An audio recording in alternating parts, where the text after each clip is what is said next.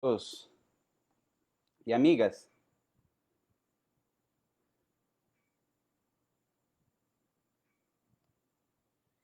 muy bien, creo que ahora sí estamos transmitiendo. Buenas tardes, queridos amigos y amigas. Es un gusto saludarles. Mi nombre es Jeffrey Mora Sánchez. Yo soy juez penal en Costa Rica, específicamente en la zona sur del país. Primero quisiera darle un agradecimiento a don Eric Vázquez y a esta página, Sistema Penal Acusatorio y Oral, Capacitación Puebla, por la invitación y por la labor que está llevando a cabo don Eric de extensión de actividades de este tipo que nos permiten a personas de diferentes países pues estar en contacto, mantenernos frescos en cuanto al conocimiento jurídico en tiempos de crisis, que por supuesto es muy importante. Eh, Me han pedido que converse con ustedes sobre una temática que se ha vuelto de alguna manera moda, que es el de los estándares de prueba, al menos en su conceptualización, pero como veremos, en realidad se trata de un tema que llama la atención que hasta ahora se ponga en la palestra de la doctrina y que se ponga en la palestra de nuestra actividad para los operadores jurídicos cuando pareciera algo absolutamente esencial. Vamos a conversar tal vez unos 30, 40 minutos y después abriríamos un periodo para, si tuviesen alguna duda, pues poder evacuarla. Cuando hablamos de estándares de prueba, básicamente tenemos que tener en mente que el objetivo institucional del proceso penal específicamente es alcanzar la verdad. Y acá hablamos de una única verdad. La doctrina actual, prácticamente de forma unánime, descarta aquellas añejas diferenciaciones que se daban entre verdad formal, verdad material, verdad forense. Y esto es porque en realidad la verdad es una. Lo que es imperfecto, si se quiere, lo que es probabilístico, ante la inexistencia de certezas racionales, es nuestro acercamiento a esa verdad. Pero partimos de que ese es el objetivo institucional del proceso y que al ser el acercamiento probabilístico e imperfecto, por supuesto, habrá actos que requieran más o menos prueba para tenerlos por probados en sede judicial. Y esto es así también en cualquier área del conocimiento. Hablamos de el área científica, hablamos de nuestra vida cotidiana, incluso nosotros tomamos decisiones a partir de cierta información, pero será, por supuesto, diferente a la decisión que vamos a tomar para efectos de mantener nuestra amistad con alguien, para efectos de decidir si vamos a comprar un vehículo de una u otra marca o en el caso judicial para determinar si una persona va a prisión preventiva o si una persona va a ser sujeto de una prueba, perdón, de una pena de prisión. Entonces hablamos de niveles diferentes de prueba. Esto es lo que requiere esta situación de imperfección en cuanto a alcanzar el conocimiento sobre un hecho dado, es lo que implica la necesidad de establecer un estándar de prueba. Eh, entonces, cuando hablamos de estándares de prueba, hablamos de umbrales de corroboración de una hipótesis fáctica, sea cual sea esta. Lo que se quiere finalmente con los umbrales de prueba va a ser distribuir los riesgos de error que se consideren admisibles dependiendo del área de conocimiento en el que estemos y dependiendo del acto jurisdiccional que se trate. Entonces vean que lo que está en juego finalmente no es, con los umbrales de prueba, con los estándares de prueba, no es eliminar los riesgos de error, estos siempre van a existir, pero dependiendo del nivel de suficiencia probatorio que se vaya a determinar en un caso dado, así va a ser el riesgo, en el caso penal, de que se condene a un inocente o que se absuelva a una persona culpable. Verán ustedes entonces que se trata de una decisión política.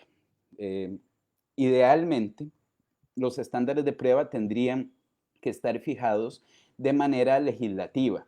Jordi Ferrer Beltrán, por ejemplo, establece esta idea de la necesidad por seguridad jurídica de que los estándares se fijen de forma legislativa o, a lo sumo, por vía jurisprudencial, ¿verdad? Este sería el caso ideal para todos. Y por supuesto que nos facilitaría muchísimo a los operadores jurídicos nuestra función.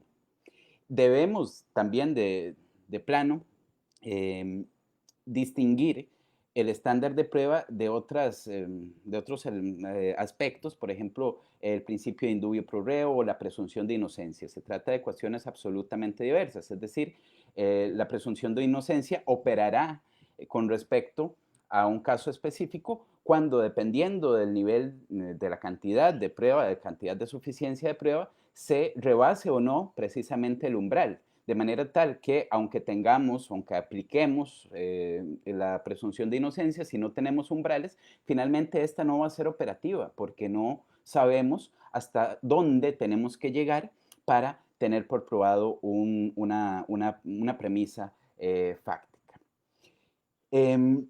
Quería comentarles también, puesto que no es de mi interés introducirme directamente a los estándares de prueba en materia penal que existen en México, puesto que, por supuesto, aunque tengo alguna referencia de parte de los colegas mexicanos, algún conocimiento sobre estos, pero no me atrevería en este momento, salvo alguna pregunta posteriormente, a pronunciarme sobre ellos, sino más bien sobre los estándares que existen en la legislación costarricense y que probablemente habrá puntos de encuentros, habrá similitudes muy claras entre el caso costarricense y el caso mexicano y en general en otros países de Latinoamérica. Y esto es básicamente porque al menos nuestro Código Procesal Penal se ha basado en muchos aspectos en el Código Procesal Penal Modelo para Iberoamérica de 1988, de manera que ustedes verán similitudes muy claras entre todas las codificaciones del área en materia procesal positiva latinoamericana. Uno de los puntos que llaman poderosamente la atención es, bueno, si hasta ahora estamos hablando de estándares de prueba, de estos umbrales de corroboración y estamos diciendo que son tan relevantes, ¿cómo hemos venido funcionando? ¿Qué es lo que estamos haciendo los jueces? ¿Hasta dónde estamos llevando, tomando una decisión a partir de ciertos elementos de prueba? Bueno, de principio a mí me parece, y esto es una idea también que autores como Diego de Becky en sus artículos y libros ha puesto en la palestra, le ha dado muchísima relevancia, es que existe una relación entre el sistema de valoración probatorio que tengamos, de valoración de prueba, y el estándar que se defina. Y esto es una relación bajo la tesis que establece Diego A. Becky, por ejemplo, que denomina precisamente tesis de la interrelación, implica que para cada sistema de valoración de prueba exista un determinado estándar y no otro.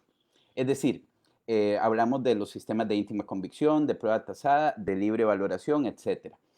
En nuestro entorno y específicamente en el caso costarricense, partimos formalmente de que estamos ante un sistema de sana crítica racional o de libre valoración de la prueba. Y esto va a tener también muchísima relación con la responsabilidad epistémica que se deriva de este. Es decir, el sistema de sana crítica racional implica razones, implica motivación y esta motivación tiene que derivarse de datos que se lleven al proceso. Es decir, hay un contenido epistémico que es absolutamente insuperable para mantener coherencia con este sistema de valoración probatoria propio de la sana crítica racional, que no es otro que el que alude a la lógica, a la experiencia común, pero sobre todo a esas razones epistémicas que tienen que dar contenido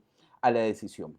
Esto formalmente se da en Costa Rica. Sin embargo, a mí me parece que en la práctica el estándar o la ausencia de estándares definidos, de estándares claros, viene a pervertir el sistema a uno de íntima convicción. Esto sería algo así para ponerlo de manera más clara, como vean la idea de que un juez toma una decisión por eh, condiciones, digamos, bajo una perspectiva psicologista, porque le parece en su interior que debe de tomarse, que esa persona es culpable o de que esa persona debe ir a prisión preventiva, pero modula su resolución a partir del sistema instaurado, es decir, el sistema de sana crítica racional. De forma tal que pareciera, me parece muy sugerente esta idea, que tomamos la decisión bajo la lógica de un modelo de íntima convicción, pero formalmente tratamos, una vez tomada la decisión,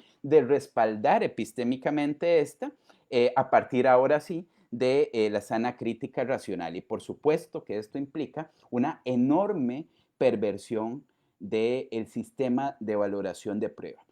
Quiero comentarles un poco sobre la forma del tratamiento de los umbrales de prueba en el Código Procesal Penal costarricense, que me parece que es especialmente descuidado y confuso y que, como les decía, va a tono con todas las regulaciones latinoamericanas, al menos en su mayoría.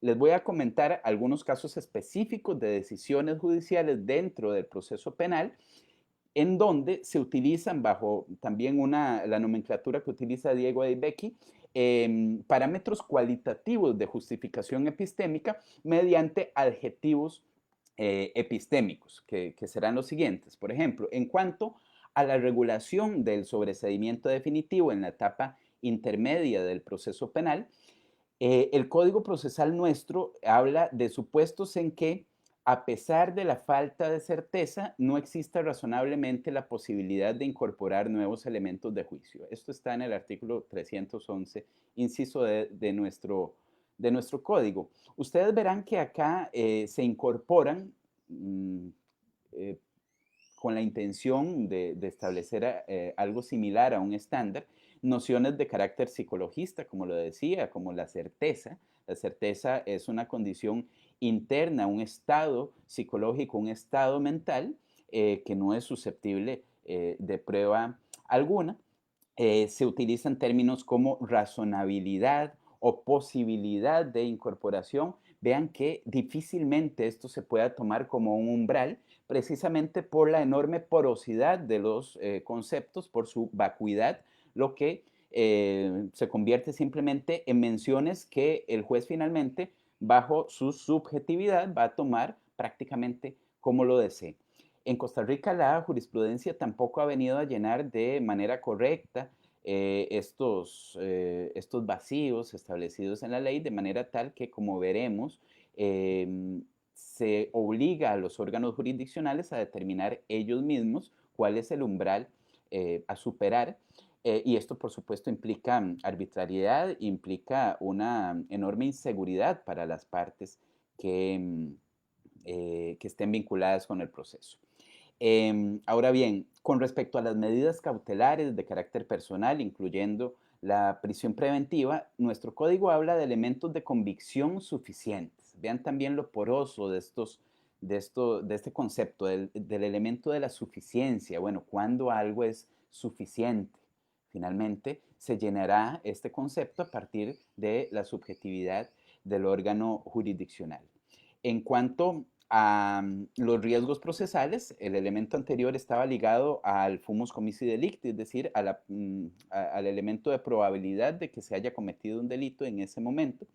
En cuanto a los riesgos procesales, es decir, el llamado periculum libertatis, se habla de una presunción razonable. Aquí tenemos dos conceptos también extraordinariamente porosos.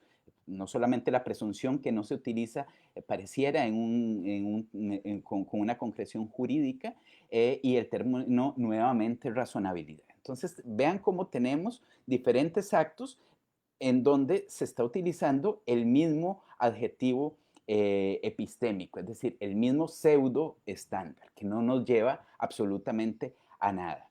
Hay un acto que es la internación, que esto es vamos a ver, la privación de libertad de una persona que está, se presume que padece para el momento de la comisión del hecho o posteriormente de alguna déficit en su capacidad cognitiva y volitiva, lo que implicaría eventualmente medidas de seguridad y no una pena. Y en estos supuestos se habla de elementos de convicción suficientes, nuevamente, para sostener razonablemente, otra vez el término razonabilidad, que es autor de un hecho punible. No nos dice absolutamente nada. Continúa ese artículo en cuanto a la internación, mencionando la presunción suficiente de que no se someterá al procedimiento u obstruirá un acto concreto de investigación. Nuevamente, presunción y suficiencia, conceptos extraordinariamente vagos.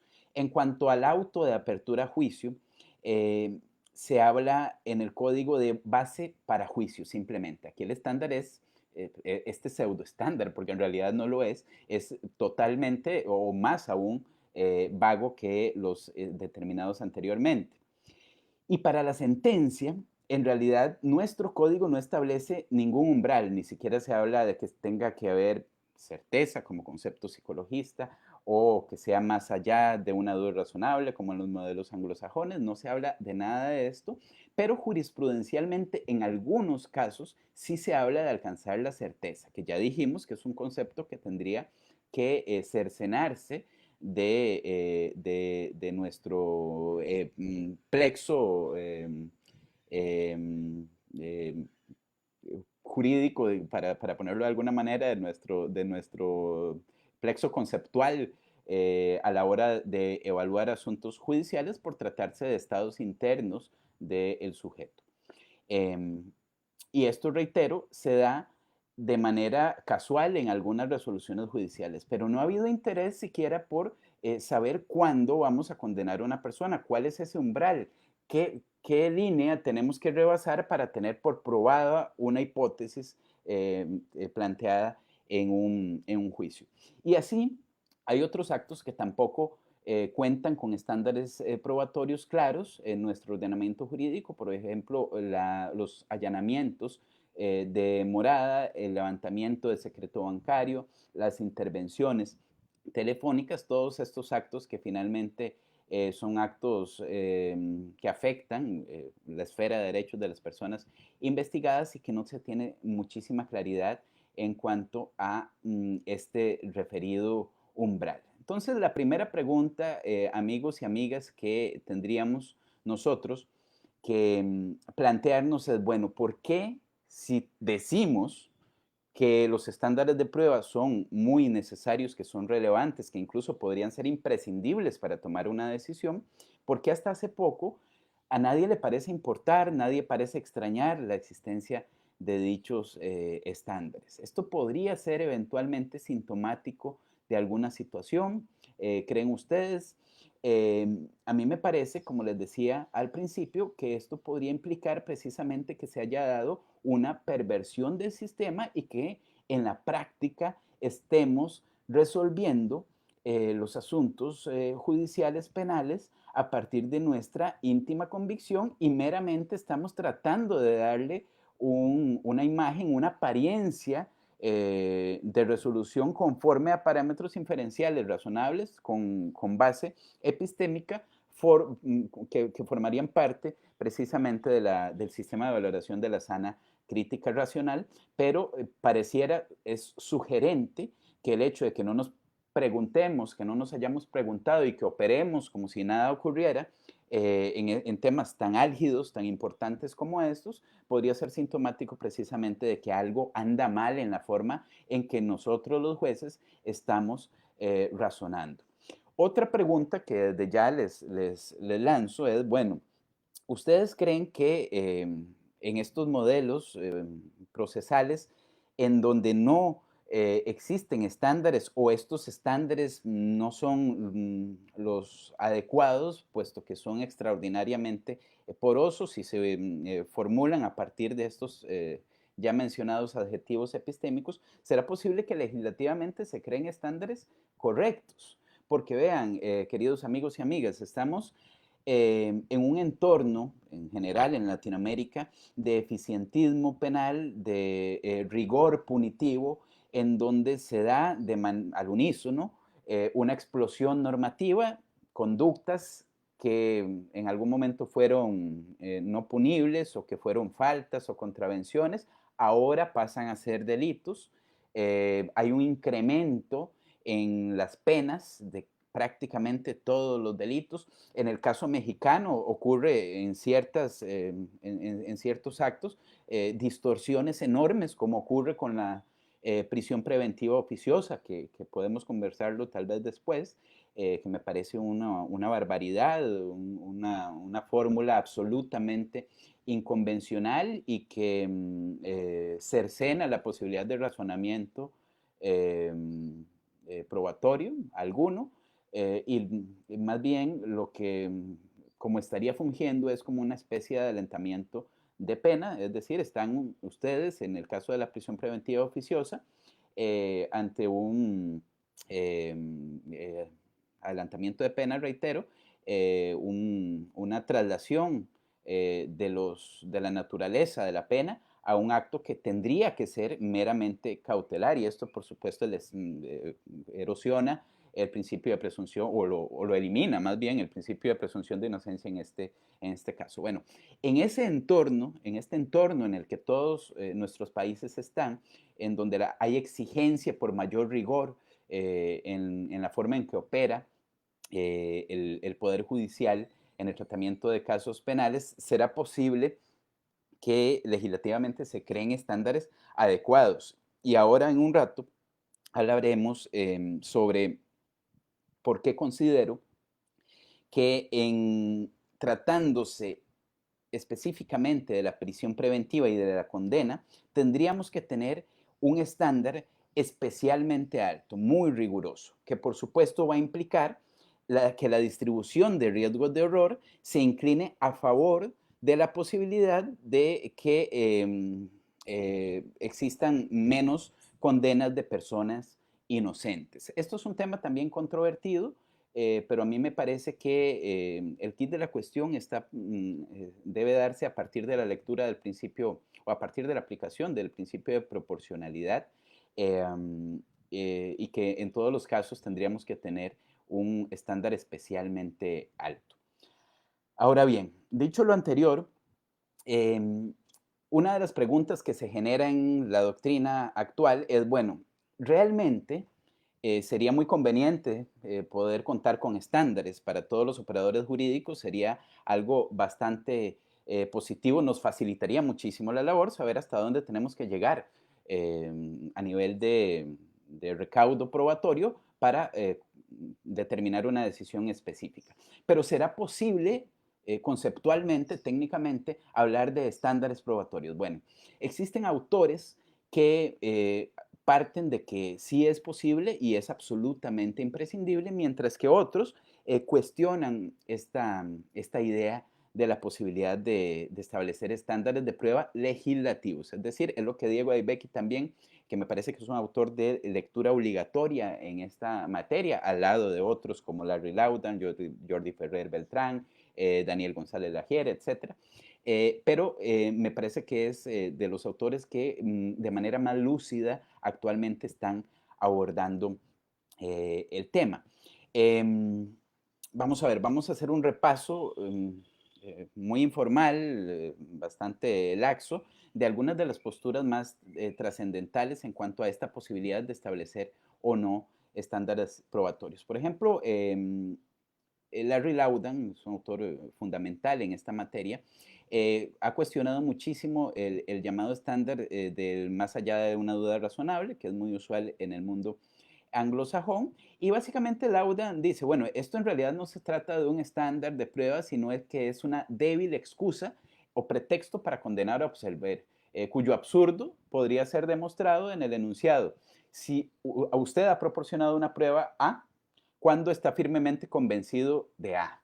Hay una inversión, pero vean que esta inversión, que es la crítica de Laudan al estándar de más allá de una duda razonable, está presente en la forma en que parece, o me parece a mí, que opera al menos los órganos decisores en Costa Rica y que yo creo que es una crítica también trasladable a la mayoría de los países de nuestro entorno. Pero Larry Laudan sugiere un proyecto también estandarizante, legislativo estandarizante, en donde básicamente dentro de los estándares que él menciona, se los leo, dice, si existen pruebas inculpatorias fiables cuya presencia sería muy difícil de explicar si el acusado fuera inocente, sumado a la ausencia de pruebas exculpatorias que serían muy difíciles de explicar si el acusado fuera culpable, entonces condene.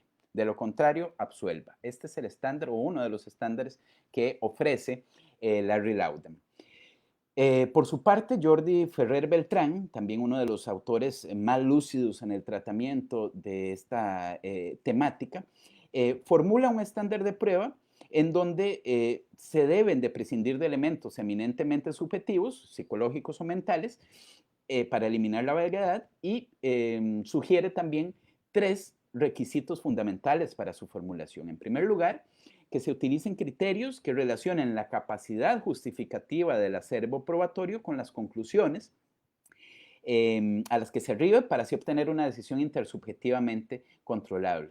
En segundo lugar, que exista precisión en la determinación del umbral, es decir, que no se confunda con los métodos de valoración. Y en tercer lugar, que debe de expresarse mediante la utilización de criterios cualitativos y no numéricos. Esto excluye la llamada tesis bayesiana, ¿verdad? Que mayoritariamente en la doctrina actual pues no se toma como potable. Como contracara, autores como Daniel González Lagier han referido que a pesar de que sería muy positivo crear un estándar probatorio, esto es inalcanzable, esto es una empresa que no tendría éxito. Y él, en su lugar, establece de forma meramente explicativa 12 criterios de racionalidad epistemológica para la valoración de prueba, señalando abiertamente que esto no es un estándar, pero podría cumplir eventualmente con, con la finalidad básica al menos que tendría un estándar, partiendo de que este como tal es imposible de crearse. Entre otras cosas, porque no podría tener características de objetividad como las que sugiere Jordi Ferrer Beltrán, pero especialmente porque no puede eliminarse la subjetividad en dicho estándar, si se creara legislativamente. De manera tal que estos criterios de racionalidad epistemológica, González Lagier señala, bueno, no deberían de contenerse en una norma legal, sino eventualmente, a lo sumo, jurisprudencialmente, en el entendido de que la vía para establecer un estándar probatorio como tal estaría prácticamente bloqueada desde que estos dos elementos no son posibles, no son susceptibles de eliminar. Por su parte, por ejemplo, Diego Becky también es bastante escéptico en cuanto a la posibilidad de crear legislativamente un estándar probatorio y él, sin restar importancia a la empresa de intentar crearlos, es decir, al establecimiento de, de este tipo de regulaciones normativas, él considera que las características también muy a tono con lo que señala González Lagier, que representaría una barrera desde el punto de vista de la responsabilidad epistémica para crearlos, son atinentes a la gradualidad del estándar y esto implica que, vamos a ver, para ponerlo de manera sencilla, que en la formulación del el estándar siempre se va a contener conceptos que a su vez tendrían que requerir otro estándar.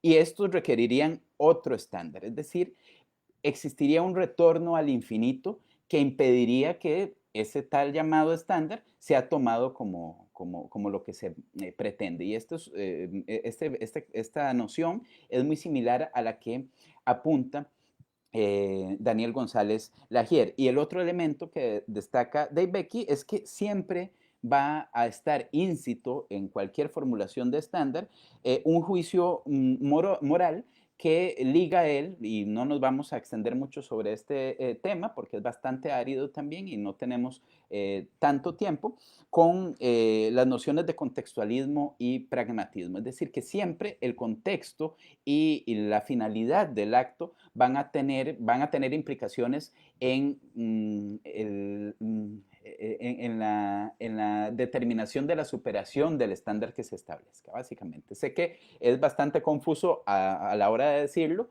pero me interesa al menos que tengan estas nociones y estos conceptos para que posteriormente pues, puedan ahondar en los mismos. A mí me parece, y esto es una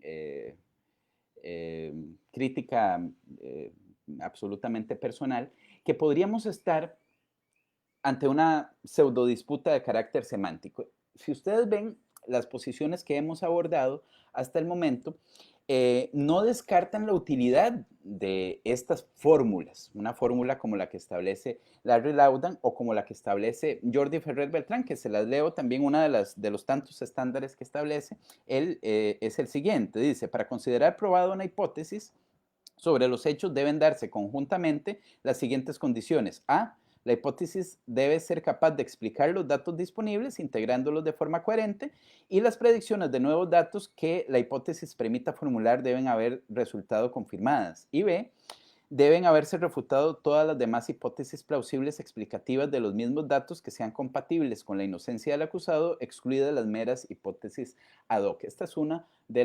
los estándares que ha sugerido eh, Jordi Ferrer Beltrán. Bueno, me parece a mí, como les decía, que la utilidad del establecimiento eventualmente de esta fórmula normativa, creo que ninguno de los supuestos se excluye. Es decir, aún los autores que sugieren que no es posible crear un estándar probatorio, no le restan relevancia a este tipo de formulaciones. Incluso, por ejemplo, Diego Becky ha mencionado que en realidad no estaríamos ante una, un estándar como tal, un estándar de suficiencia probatoria, es decir, sino hasta ante estándares de argumentación y exigencias motivacionales, pero esto le puede dar muchísima más racionalidad a la decisión jurisdiccional, es decir, nos aleja un poco de esa noción propia de la víctima de la íntima convicción que parece que es la que prima en muchos actos decisorios a nivel judicial penal en nuestro entorno. También me parece a mí que Jordi Ferrer Beltrán, y esto quería comentárselos porque me parece un ejemplo fantástico de alguna de las críticas que se ha lanzado, la crítica específica que les mencionaba de González Lagier y de Diego Becky en cuanto a la gradualidad y en cuanto al componente subjetivo. Jordi Ferrer dice, bueno, cuando nosotros intentamos aprender un idioma nuevo, necesariamente tenemos que memorizar algunas palabras. Y en esa empresa de memorizar palabras, para explicarse, para darle significado, tenemos que utilizar otras palabras. Y estas otras palabras, para darle significado, tenemos que utilizar otras palabras a su vez. Y vean que aquí también puede haber un retorno al infinito, como se mencionaba en la crítica de los estándares por parte de González Lagier. Pero Jordi Ferrer Beltrán dice, bueno, a pesar de que esto puede ser correcto desde el punto de vista lógico, nadie negaría la posibilidad de que alguien puede aprender un idioma. De hecho, constantemente las personas aprendemos nuevas lenguas, de manera tal que es operativo. De igual forma, un estándar probatorio, aunque pudiera tener esos elementos críticos que destaca González Lagier, podría ser perfectamente operativo para lo que queremos, que es establecer con algún rigor la suficiencia probatoria para un acto concreto. Por supuesto que también partiendo de una crítica de Diego de Becky, sería difícil eliminar juicios de valor en la formulación del estándar. Vean que en cualquiera de los dos que hemos abordado, el de Larry Laudan o el de Jordi Ferrer Beltrán, habrá palabras con una carga enorme. Y Dave Becky, por ejemplo, dice, bueno, cuando nos parece que es muy claro el estándar, en realidad lo que hay es un consenso evaluativo con apariencia epistémica, pero tendríamos que ser cautelosos de no estimar que realmente se trata de un estándar objetivo y preciso. Muy bien. Bueno, dicho lo anterior sobre los estándares de manera general, quisiera, como decimos en Costa Rica, tratar de poner el huevo, es decir, de llegar a una conclusión de qué es lo que tenemos que hacer. Es que cuando uno analiza la doctrina y jurisprudencia, por ejemplo, de la Corte Interamericana, en general resoluciones judiciales, cuesta mucho que en temas álgidos se diga, se determine, se comprometa el autor a evaluar, bueno, operativamente cómo hacemos nosotros, cómo hacemos los jueces para resolver. Porque en mi caso también me resulta imprescindible conocer, fuera de lo que se diga conceptualmente sobre la existencia de estándares o no, o cómo lo leemos, o si es posible o no, o si se trata efectivamente de un estándar o de algo parecido un método de evaluación probatoria, etcétera. Me interesa saber cómo voy a resolverlo, qué es lo que tengo que hacer. En primer lugar, les decía que en el proceso penal pareciera que hay diferentes actos en donde se va a necesitar más o menos prueba para su corroboración. O sea, nadie diría que para ordenar el levantamiento del secreto bancario requeríamos la misma prueba que para condenar, por ejemplo. Pero hay dos actos que me parecen trascendentales que en principio requieren para mí el mismo umbral riguroso eh, y estos son la prisión preventiva y la condena.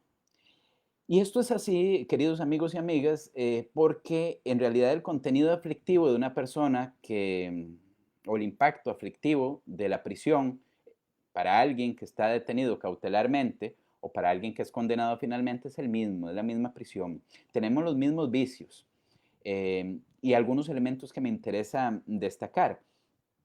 Vean, eh, tenemos que partir de que el derecho penal tiene escasa potencialidad como modelador de conductas. Es decir, ha habido y se ha puesto en la palestra también en los últimos años un franco fracaso de la institución represiva, es decir, del modelo institucional penal para modelar conductas. Hay causas trascendentes que impactan de manera mucho más sensible relacionadas con acceso a servicios, a educación, eh,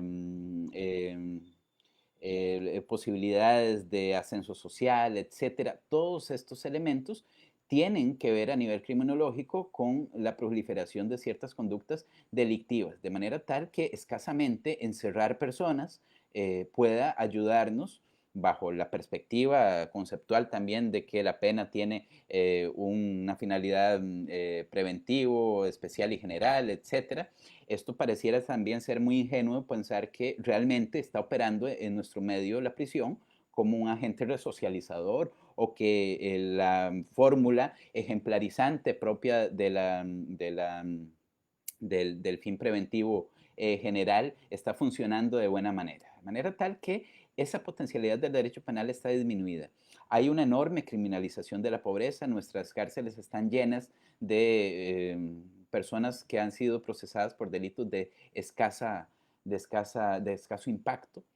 Existe un enorme estigma social para el delincuente que es procesado.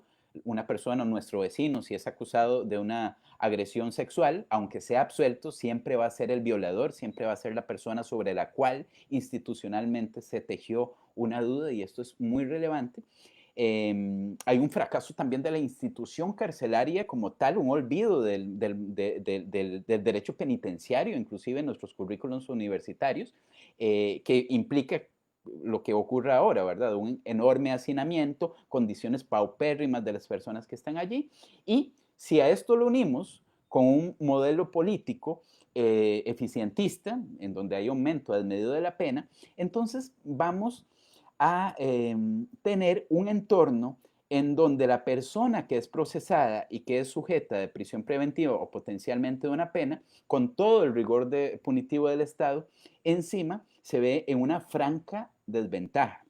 Una franca desventaja que, como les diré, me parece que va a avalar la postura de que el riesgo de error se formule, es decir, que el potencial estándar se formule bajo la llamada máxima de Trajano, recordarán ustedes, la que dice Satius enim esse imponitum relinqui facinus nocentis. Esto quiere decir que es preferible la impunidad de un culpable que la condena de un inocente.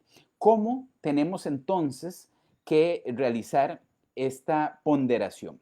Porque vean, cuando no existen, como en el caso costarricense, estándares eh, propiamente dichos, y esto lo dejo al lado de si es verdaderamente posible establecer un estándar, es decir, en cualquier caso, creamos que es un estándar o no lo es, estas fórmulas de valoración de prueba o estándares, de acuerdo con la línea de doctrina que ustedes sigan, cómo tenemos que ajustarlas o cómo tenemos que leer los casos concretos, es decir, cómo resolvemos, cuál es la cantidad de prueba que necesitamos cuando no tenemos ese elemento normativo o jurisprudencial que nos diga hasta dónde llegamos con la prueba, cuánta prueba necesitamos. Bueno, yo creo que debemos de aplicar el principio de proporcionalidad conforme con la visión tradicional que Robert Alexia ha sugerido, básicamente 3 pasos: establecer el grado de afectación de uno de los principios que está en juego.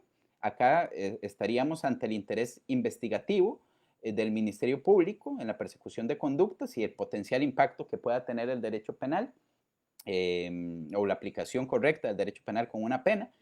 En segundo lugar, la relevancia de la satisfacción del principio que juega en sentido contrario, es decir, la libertad de la persona concreta. Y en tercer lugar, definir si la importancia de la satisfacción del principio contrario justifica que se afecte el primero. Entonces, vean que mi sugerencia es que en estos supuestos el juez debe necesariamente formular pretorianamente este estándar de prueba cuando no existe, y esto lo debe hacer a partir del principio de proporcionalidad.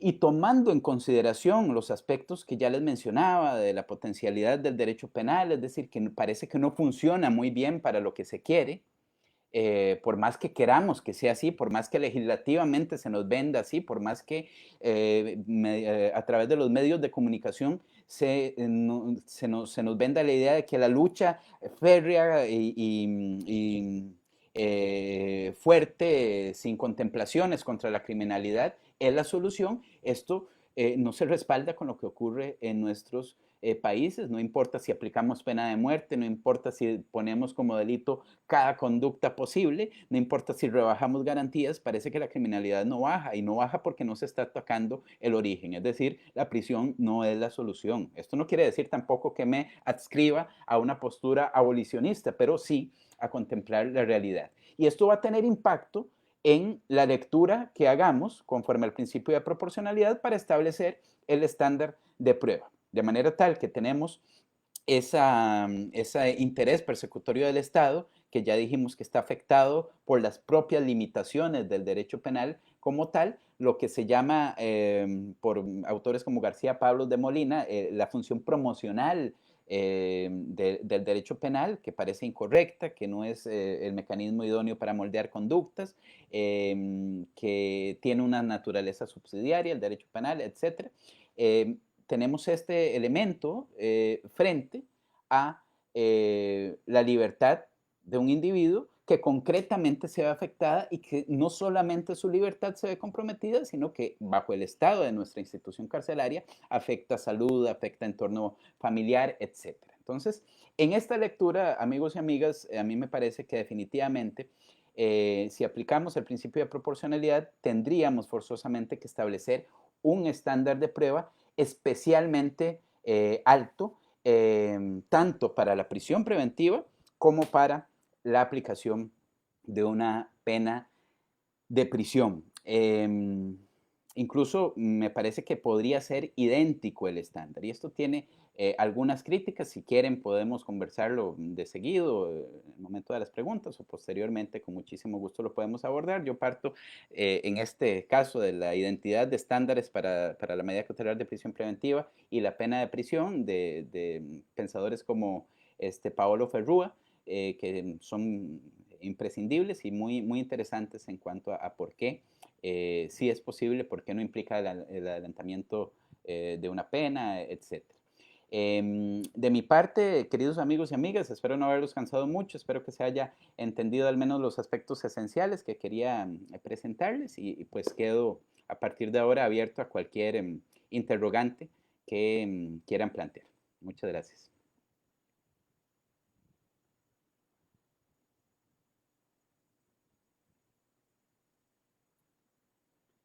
Vamos a ver, voy a leer un poco los comentarios que tienen ustedes por acá. Pueden plantear las preguntas acá y yo las leo.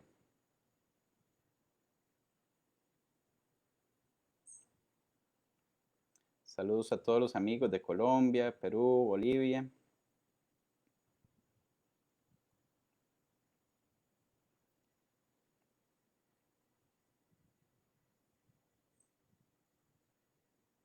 Por aquí nos recuerdan a Tarufo, por supuesto. Tarufo es un autor absolutamente imprescindible bajo la lógica de la valoración de la prueba de una perspectiva racional y epistémica.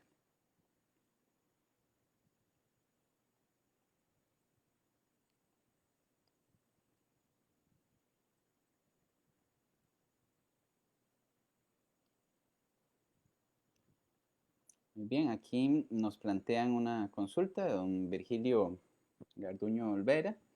Dice, me pregunta por la opinión en relación a que la prisión preventiva oficiosa y justificada que se contempla en México, y él señala que esta clase de prisión es inconvencional porque no contempla estándares. Sí, claro, sí, comparto tu opinión. Es que, vamos a ver, la prisión preventiva oficiosa, la Corte Interamericana de Derechos Humanos, y eso no tiene mucho que ver, no especialmente con los estándares de prueba, pero es interesante. La Corte Interamericana de Derechos Humanos, y en realidad la mayoría de nuestras codificaciones en Latinoamérica, ha abrazado la concepción cautelar. Esto implica que como premisa normativa de la prisión preventiva en cuanto al periculum libertatis únicamente puedan contar aquellos riesgos de carácter procesal, que son básicamente dos: el riesgo de obstaculización o desaparición de prueba y el peligro de fuga o evasión de la justicia, básicamente. Entonces, en la prisión preventiva oficiosa no se evalúa eso, no se evalúa en absoluto. Todos los países tenemos problemas en cuanto a que se incorporan causales de carácter punitivo, riesgo para la víctima, criminalidad organizada, flagrancia, etcétera. Pero por lo menos, digamos, hay una causal. Con la prisión preventiva oficiosa no hay causal. Es decir, en el auto de vinculación a proceso, lo único que hace el juez, en el caso mexicano, es establecer, me dicen los amigos mexicanos, que con un estándar muy bajo, además, la noción de fumus comice delicti, es decir, elementos de prueba que respalden de una manera mínima que un sujeto haya participado en un hecho delictivo y que, bueno, que haya habido un hecho delictivo. Esto es todo, y además una calificación jurídica provisional que encaje con esa clasificación de delitos no excarcelables o delitos de, de prisión preventiva oficiosa. Entonces es una barbaridad y por supuesto que es abiertamente inconvencional. Me preguntan por textos, claro que sí, me pueden escribir o por medio de un Eric y se los facilito, se los sugiero. En realidad hay una colección de Marcial Pons, de Filosofía del Derecho, en donde escriben Carmen Vázquez, Rojas, Jordi Ferrer Beltrán, Michele Tarufo, Diego Ebecki, entre muchos otros, Larry Laudan. Encontrarán una variedad enorme y son libros absolutamente imprescindibles. Michele Tarufo, por supuesto, es una de las autoridades y es absolutamente imprescindible.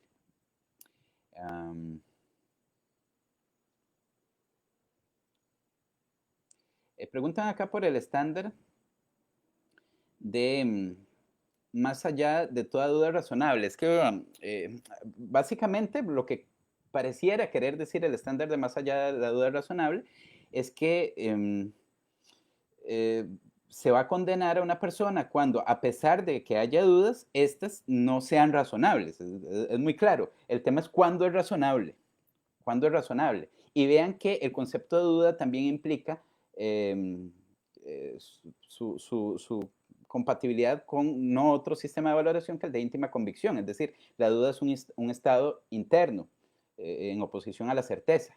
De forma tal que finalmente, como los estados de pensamiento, los estados mentales no son susceptibles de prueba, esto es absolutamente imposible, de manera tal que es parte de la crítica de Larry Laudan a que hay una inversión, hay una perversión del sistema y es un estándar que se acomoda a cualquier cosa prácticamente que el decisor pueda interpretar. Vamos a ver qué más tenemos por acá. Nos dice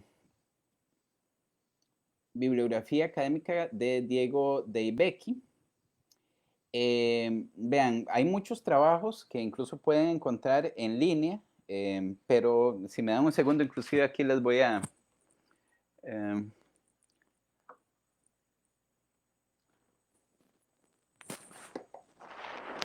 vamos a ver. Este libro es uno de los últimos de Diego y es fantástico. Estándares de suficiencia, probatoria y ponderación de derechos, una aproximación a partir de la jurisprudencia de la Corte Penal Internacional de Marcial Pons.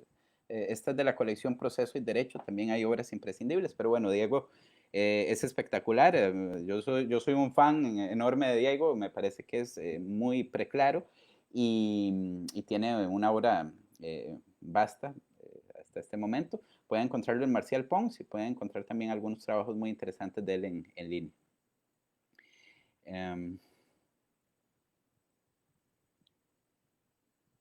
Me preguntan sobre una posición de Carmen Vázquez de aspectos cualitativos y cuantitativos. No sé si se refiere a la prueba. Es decir, bajo la noción de sana crítica, del modelo de sana crítica racional, hablamos de una evaluación cualitativa y no cuantitativa, probabilística. Es decir, el modelo cuantitativo es el modelo bayesiano y prácticamente se ve descartado por la mayoría de la doctrina actual. Me preguntan aquí pues, cómo se valora la prueba de México. Bueno, la pregunta es extraordinariamente amplia. No conozco tanto el sistema mexicano como para saber en qué aspecto específico, pero creo, en términos generales, por mis conversaciones con grandes amigos allá, que tenemos los mismos vicios, ¿verdad? Hay esta deficiencia, esta perversión del sistema, extraordinario subjetivismo, eh, eh, las mismas falencias, básicamente, para decirlo de alguna manera.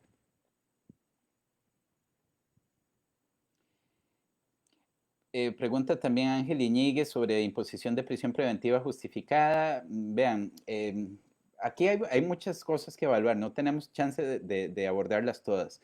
Les digo que ya desde la premisa normativa ya esto presenta problemas, es decir, la compatibilidad de la prisión preventiva con la presunción de inocencia como regla de trato me parece que son dos conceptos que no se pueden sentar a comer a la misma mesa y que se ha inobservado esta incompatibilidad y se ha tratado de llevar simplemente porque están reguladas desde la Declaración de los Derechos del Hombre y del Ciudadano de 1789, están regulados de manera uniforme en casi todas las codificaciones, pero hay un problema ahí. Y en cuanto a la premisa fáctica, es enormemente problemático, especialmente en cuanto al periculum libertatis, porque partimos de hechos futuros y los hechos futuros no son susceptibles, en tesis de principio, de prueba. De manera tal que hay consideraciones que hacer que en mi caso me hacen pensar en que realmente si aplicáramos la prisión preventiva como debe ser, sería verdaderamente muy excepcional, muy excepcional. Y como ya lo dicen las codificaciones, nuestra normativa, pero sabemos que no lo es en la práctica, sabemos que es el pan de cada día en nuestros sistemas, que un alto porcentaje de reos en nuestras prisiones lo están por como presos sin condena. Entonces, pero como les digo, sobre esto ya nos daría una hora y resto más hablando sobre el tema, pero con mucho gusto podríamos incluso organizar otra charla sobre el tema de la prisión preventiva, que hace poco también estuve participando en México en una conferencia sobre ese tema. Vamos a ver.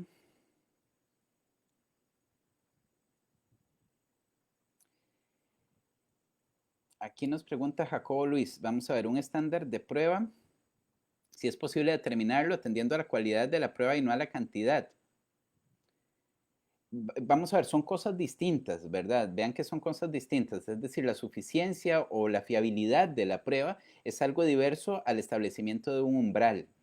El umbral, como les decía, es un método de distribución de errores que no parten de criterios cuantitativos, eventualmente, sino que parte del establecimiento, digamos, del soporte epistémico, de la suficiencia, a partir digamos, de una lectura inferencial correcta.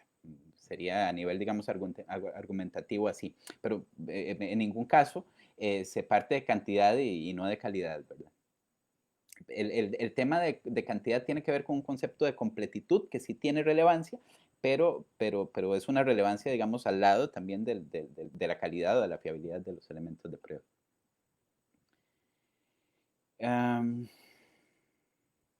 Aquí hay muchas preguntas sobre otros temas, que nulidad de la prueba, cateos, bueno, es que es difícil, ¿verdad? Y esto no es necesariamente sobre el tema de estándar, entonces pues voy a obviar esto.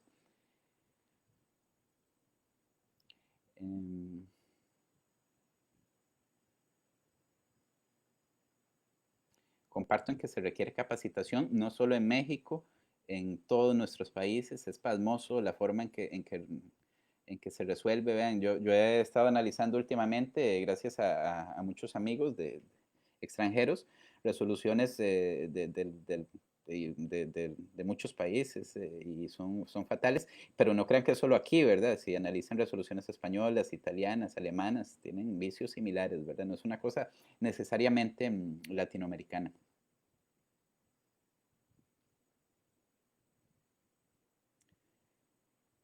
Vamos a ver. Nos hablan acá, creo que ha despertado algún interés el tema de la prisión preventiva oficiosa, hay varias preguntas sobre eso, pero bueno, le dejo el encargo a Eric para que hagamos un conversatorio específicamente sobre eso. Ese es el tema que más me gusta en todo caso, así que estoy a la orden. Hay un librito mío que se publicó en México sobre prisión preventiva y control de convencionalidad, que por allá lo pueden conseguir con mi buen amigo, con Baldomero Mendoza también, que me imagino que lo conocen por allá. Ahí se lo pueden pedir y pues ahí me extiendo un poco sobre este tema.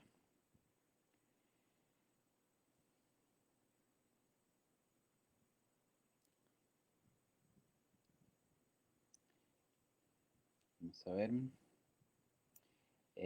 Cuauhtémoc Sánchez nos dice formulación de imputación, una política criminal como la refiere Gunther Jacobs, sería derecho penal del enemigo. Sí, sí, sí.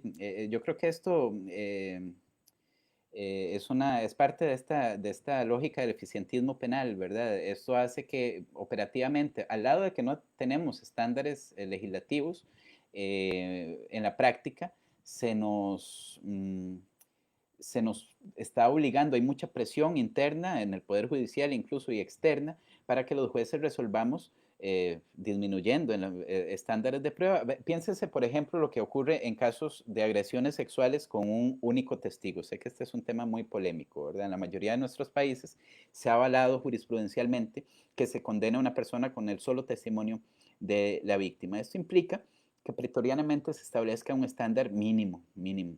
Y esto es bastante riesgoso. ¿Por qué se está potenciando esto? Bueno, desde los medios, desde las redes sociales, desde incluso los poderes legislativos, los otros poderes de Estado, se potencia mayor rigurosidad, pero dejando al margen, dejando de lado aspectos imprescindibles que tiene que tomar el órgano decisor, es decir, parámetros legales, constitucionales, convencionales a la hora de evaluación de prueba.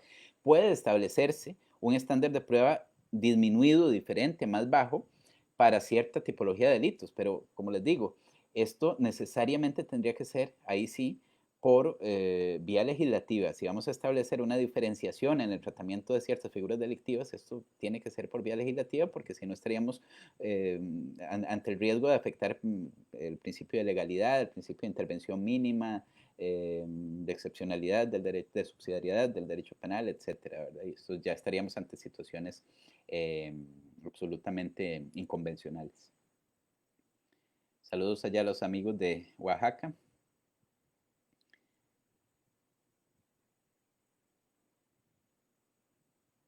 Muy bien, ya me dice Eric que después hablamos sobre prisión preventiva. Y por ahí entonces ya me dijeron también que conocen a don Baldomero. Cualquier cosa también, el tema del libro se lo voy a dar a Eric para que lo publique acá en la página. Cumplimos una hora exacta, son las 19 horas México, entonces me despido, amigos y amigas, ha sido un enorme honor participar en este foro. Muchas gracias, Eric, muchas gracias a la página y cualquier duda estamos a la orden. Buenas noches.